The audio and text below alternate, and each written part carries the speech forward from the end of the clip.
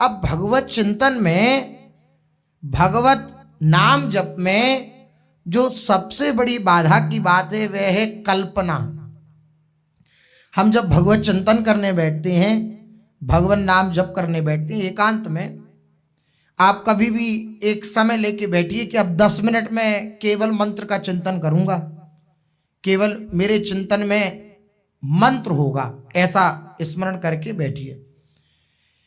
10 minute क्या, आधे minute के बाद वो ऐसी ऐसी जगह घुमा देगा कि आपकी स्मृति में ही नहीं रहेगा कि हम क्या चिंतन करने बैठे थे। ये स्थिति होती है। और काय में घुमाता है? कल्पनाओं में घुमाता है।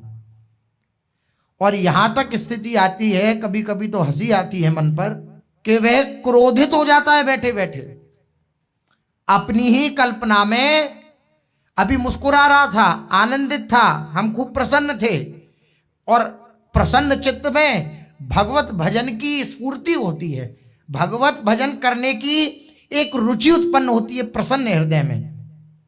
तो प्रसन्न हृदय, भगवत चिंतन करने की हृदय में लालसा उत्पन्न हुई, चिंतन करने बैठे, लेकिन मन अपनी कल्पनाओं में ले गया, और इतनी विकट कल्पनाओं में ले गया कि जहां प्रसन्नता थी वहां क्रोध आ गया।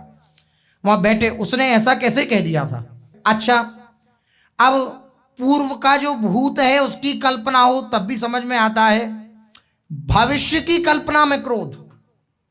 अगर उसने मुझसे ऐसा कहा नहीं उसने कभी कुछ, न कभी वो कहेगा आपसे, लेकिन अगर उसने मुझसे ऐसा कहा तो मैं ये जवाब दूंगा, अगर उन्होंने मुझसे ऐसा कहा तो मैं ये उत्तर दूंगा, ये उत्तर नहीं, उन्होंने इसके उत्तर में ये कहा तो मैं फिर ये कहूंगा। अब वो क्या, जो नाम चिंतन करना था, नाम का स्मरण करना था, जो करने के लिए बैठे थे, वो तो एक तरफ हो गया। अब वर्तमान की कल्पना, ऐसा हुआ तो ऐसा कर दूंगा और ऐसा हुआ तो ऐसा कर दूंगा, कभी विपरीत भाव सोच करके एकदम क्रोधित हो जाना और कभी सुखद भाव सोच करके सुखी हो जाना, इन कल्पनाओं में मन डुबा देता है।